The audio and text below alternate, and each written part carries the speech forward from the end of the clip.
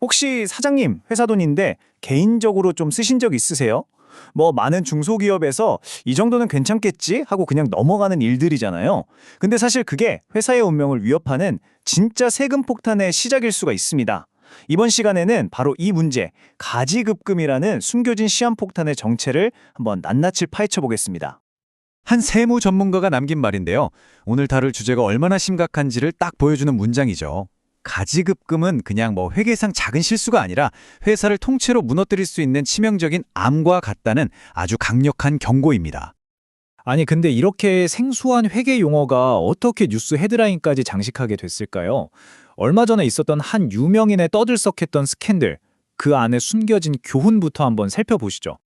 이 사건의 핵심은 아주 명확합니다. 내가 지분을 100% 가진 말 그대로 내 회사라고 해도요. 법적으로는 회사랑 나는 완전히 다른 인격체라는 거예요. 회사 돈을 개인적인 용도로 딱 쓰는 그 순간, 이게 바로 횡령이 될 수 있다는 걸 보여준 정말 충격적인 사례였죠. 그렇죠. 바로 이 생각. 아니, 내 회사 돈인데 그럼 내 돈이지 하는 바로 이 생각이 수많은 중소기업 사장님들을 위험에 빠뜨리는 가장 흔한 오해고요. 모든 문제의 시작점입니다. 자, 그럼 지금부터 이 재무적인 암세포라는 게 정확히 뭔지 그 정체를 한번 진단해 보겠습니다. 아주 간단히 말하면요. 가지급금은 장부에만 기록된 임시로 지급한 돈이란 뜻인데 사실상 대표이사가 회사에 갚아야 할 빚입니다. 근데 문제는요. 이 빚이 우리가 아는 일반적인 빚하고는 차원이 다른 위험을 품고 있다는 거죠. 이 가지급금이라는 건요, 무슨 거창한 사건으로 생기는 게 아니에요. 정말 사소하고 일상적인 순간에 불쑥 생깁니다. 법인카드로 가족들하고 밥을 먹는다거나 급하게 현금이 필요해서 회사 돈을 잠깐 뺏쓴다거나 하는 것들이요. 이렇게 무심코 했던 행동 하나하나가 모여서 회사를 병들게 하는 거대한 암세포를 치우게 되는 겁니다. 그럼 이 병을 그냥 내버려두면 어떻게 될까요? 그 예후를 한번 살펴보겠습니다. 생각보다 상황은 훨씬 심각합니다. 핵심은 바로 인정이자라는 개념이에요. 국세청은 대표가 회사 돈을 빌렸으니까 당연히 이자를 내야 한다고 봐요. 그럼 이 가상의 이자에 대해서 회사는 법인세를 내고 대표는 또 소득세를 내야 하죠. 근데 진짜 무서운 건 뭔지 아세요?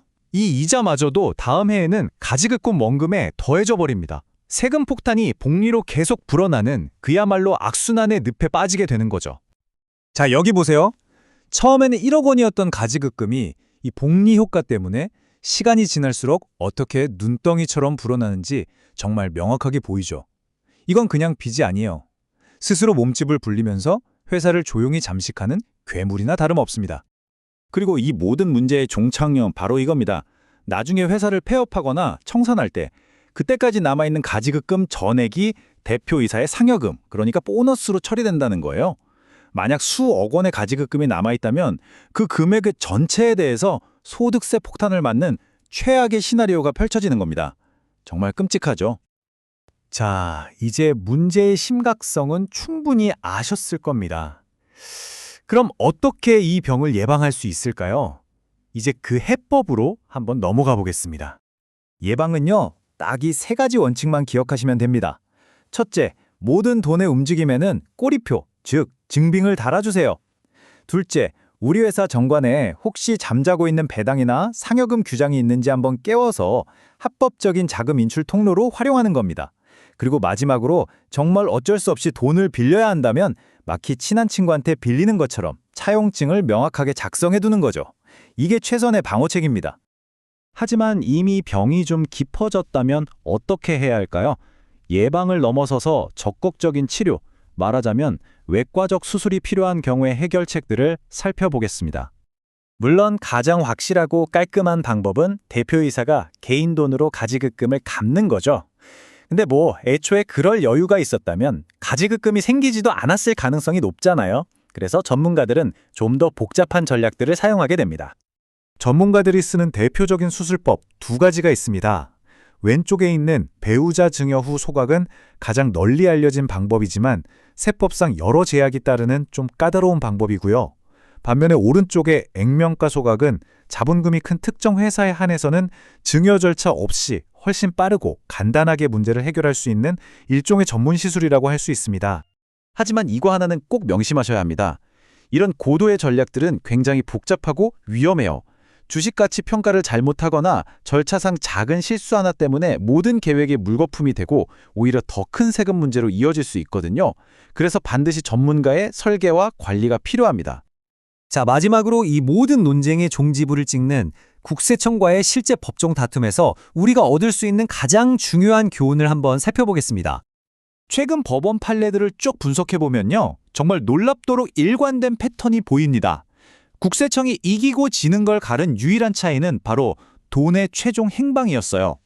서류상 절차가 아무리 완벽해도 그 돈이 결국 대표 주머니로 다시 들어갔다는 증거가 잡히면 세금을 피할 수가 없었습니다. 결국 모든 건 이 한 문장으로 정리됩니다. 절세라는 건 복잡한 서류 작업이 아니라 설계와 입증의 싸움이라는 거죠. 돈의 흐름을 얼마나 투명하게 설계하고 또 그 흐름이 합법적이라는 걸 어떻게 증명하느냐에 모든 게 달려 있습니다.